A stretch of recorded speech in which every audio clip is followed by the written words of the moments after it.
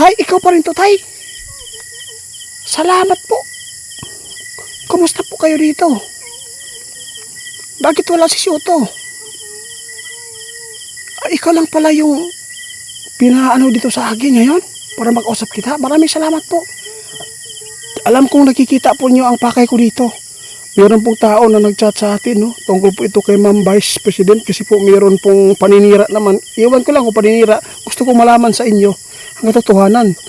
Kung sabihin mo man sa akin, kung paayag po ba kayo na i-upload ko itong video kung hindi man makakasira sa akin at hindi man makakasira po sa kanya, pwede po ba? No, sige, salamat po kaibigan. Guys, sabi po ni kaibigan, guys, pwede po daw natin i-upload yung video na to. Hindi naman po ito paninira. Ang sa atin na po dito, sasagutin po niya yung totoo. Alam niyo na po na yung halalan ay malapit na, di ba? Kasi maglalantaran yung mga kahit hindi baho, gusto nilang isira sa isang tao. Kaya dito po natin malalaman ngayon. Kaibigan, meron pong nagpatanong sa akin kung totoo po ba na si Ma'am Sara Duterte ay meron po ng kabit, di ba? Guys, napaka-importante po ito yung pagpunta ko dito kay kaibigan Windy, no? Kini guys, ito po yung request na to ay tungkol po ito kasi po may nag-chat sa atin, no? Hindi po maganda po ito.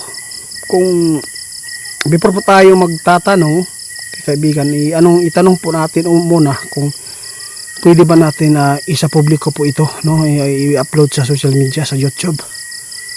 Kung hindi ba makakasira po sa kay Ma'am, no? Vice President, at saka hindi ba makakasira din sa atin. Ang nais ko lang dito na tugunan din ito, no? Kung payag si kaibigan nating Windy dito na i-upload, gagawin ko i-upload din para po ay malaman po yung totoo. Kasi may nagsabi sa atin dito, itanong ko na kay kaibigan Windy kung totoo po ba na mayroon kabit si Ma'am Sara. Kasi yun po ang nababalita ngayon. Kasi dito po nyo malalaman kung paninira yan para lang masira yung reputasyon o yung sa politika, guys, ay sobrang rumi, no, di ba? Kaya dito po nyo ngayon maririnig, guys. Itatanong po natin kasi po may nag-request lang po ito. Kaya kung ano man yung marinig po nyo dito, kung payag si kaibigan na i-upload natin, kung hindi man makasira sa akin, i-upload ko, ha. Kaya dito tayo, kaibigan. Magandang gabi po, kaibigan. Uy, Tay, ikaw pa rin to, Tay. Salamat po. Kumusta po kayo dito? Bakit wala si Shoto? Ikaw lang pala yung pinaano dito sa akin ngayon para mag-usap kita. Maraming salamat po. Alam kong nakikita po niyo ang pakay ko dito. Meron pong tao na nag-chat sa atin, no? Tungkol po ito kay Ma'am Vice President kasi po meron pong paninira naman. Iwan ko lang kung paninira. Gusto ko malaman sa inyo ang katotohanan. Kung sabihin mo man sa akin, kung paayag po ba kayo na i-upload ko itong video kung hindi man makakasira sa akin at hindi man makakasira po sa kanya, pwede po ba? No, sige, salamat po kaibigan. Guys, sabi po ni kaibigan, guys, pwede po daw natin i-upload yung video na to. Hindi naman po ito paninira. Ang sa atin na po dito, sasagutin po niya yung totoo. Alam niyo na po na yung halalan ay malapit na, di ba? Kasi maglalantaran yung mga kahit hindi baho, gusto nilang isira sa isang tao. Kaya dito po natin malalaman ngayon. Kaibigan, meron pong nagpatanong sa akin kung totoo po ba na si Ma'am Sara Duterte ay meron po ng kabit, di ba? Ang narinig ko si John Amoris, yung PBE ba na Maril. Gusto kong malaman kung, at saka gusto pong malaman po ng nag-request kung totoo po ba na meron pong iba si Ma'am. Kung okay lang po sa iyo na iano natin ito.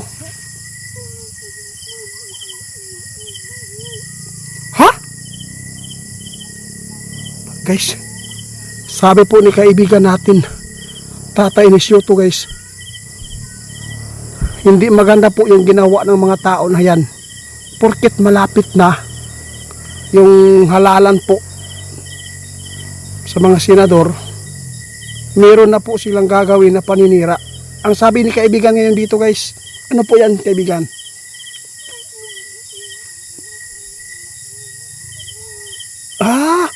Ang sabi po niya, huwag po kayong maniniwala, no? Hindi pa yan ang unang pasabog nila para siraan po si ma'am. Alam mo ba kaibigan, hindi yan magagawa talaga ni ma'am kasi po, alam mo ba, mabuti siyang tao at saka yung husband po niya ay attorney din, di ba? Kaibigan? Oo, totoo yan. Guys, hindi po yan magagawa ni ma'am, no? Oo, hindi po yan magagawa daw ni ma'am. Kasi lahat po nang naggawa-gawa ng istorya tungkol po dito kay ma'am Sara Duterte, yung vice president natin, mga paninira lang yun. Sinabi ni kaibigan na malinaw ngayon dito na si ma'am ay hindi po niya ginawa yan, no? Dahil po ay kontento po siya.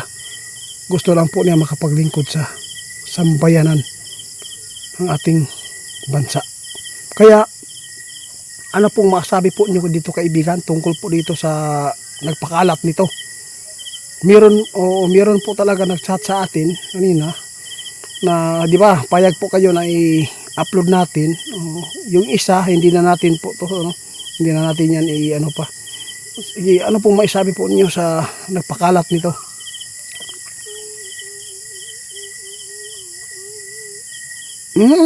Tama po kayo, tay. Sabi po ni kaibigan natin Dwindi, guys, sa social media walang katotohanan, lalo na yung mga tao na marunong magawa ng istorya na makakasira sa isang tao para lang po ay masiraan po ang kanilang team. Kaya kaibigan, maraming salamat sa ipinapaabot ninyo. Oo, naintindihan ko po guys, no? Ang sinasabi ni kaibigan po natin dito na Tatay Licioto ay ito yung paabot niya, no? Huwag po niyong paniwalaan yung mga tao na gumawa ng istorya para lang po masiraan daw ang isang tao. No, mahirap po talaga. Dito sa social media guys, iilan lang po ang dapat po ninyong paniwalaan. Ang ABS-CBN, GMA, yung mga broadcaster po na kilala na, di ba? Yan po ang dapat natin paniwalaan na kung ano man yung mga issue. Kung ang issue guys, pag sinabi na